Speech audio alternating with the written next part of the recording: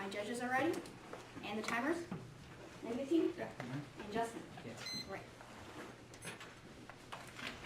Now, I might be going a little bit fast in my speech, so I hope you forgive me for going a little fast if you don't catch everything I say, but I would ask that you try and keep up with me. I'm going to start by talking about the disadvantages that Roman got from this speech. And his first disadvantage was of jobs lost.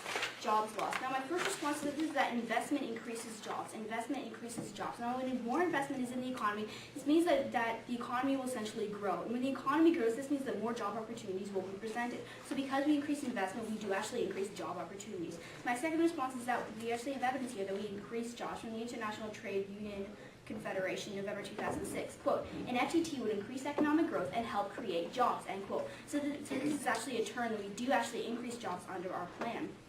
My third response is that this evidence that they used was actually a projection of how many jobs would be lost in the UK. Not how many were lost in the UK, but actually how many would be lost. So we don't actually have a specific empiric here. My fourth response is that they didn't actually bring up any evidence saying that jobs would be lost in the US with the US FTT. So far we haven't seen any evidence that jobs would be lost here.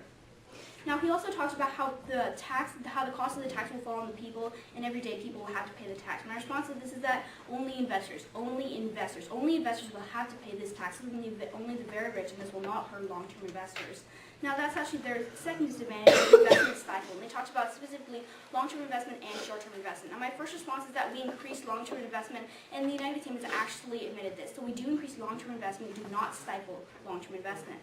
And my second response is about the evidence that our YNC said that the FTT would only decrease destabilizing very short-term oriented and technical trading. Now this points to high frequency trading, very short-term or disoriented and destabilizing technical trading. That is not all short-term trading, that's very short-term trading. So we only decrease high frequency trading.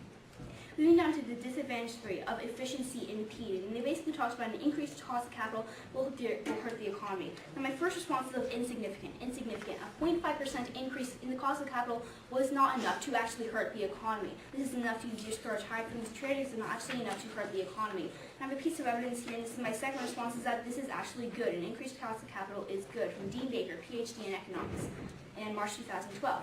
Quote, over the years 1990 to 2007, a 0.01 percentage point increase in transaction costs is associated with a 0.037 percentage point increase in annual growth, end quote. We actually see here that an increased cost of capital actually increases economic growth. And so even if this was a significant increase in a capital cost, this would actually help, not hurt the economy.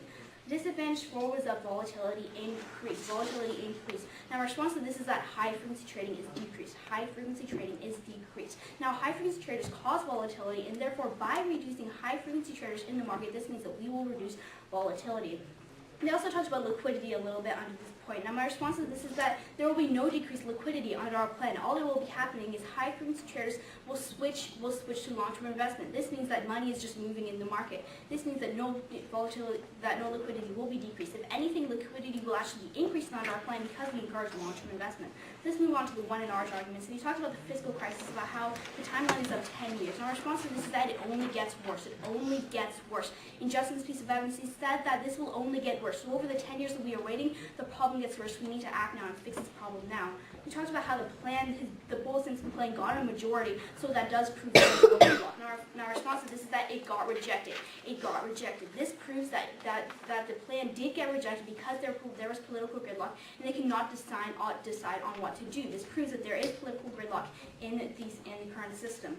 Now, the third response is that Congress can act under pressure. Now, my response to this is a contradiction. Now, first they're saying here that Congress will increase their spending under the point of the FTT. Now, what they're saying here is that Congress they won't increase spending because they can act under pressure.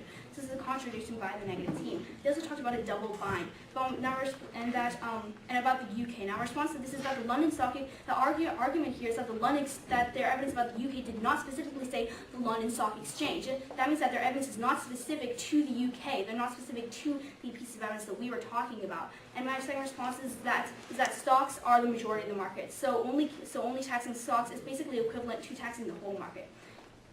And so we will get lots of revenue from taxing the stocks.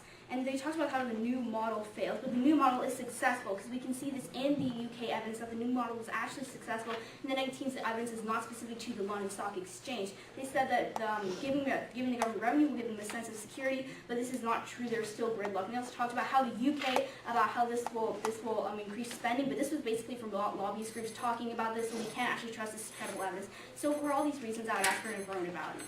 Thank you.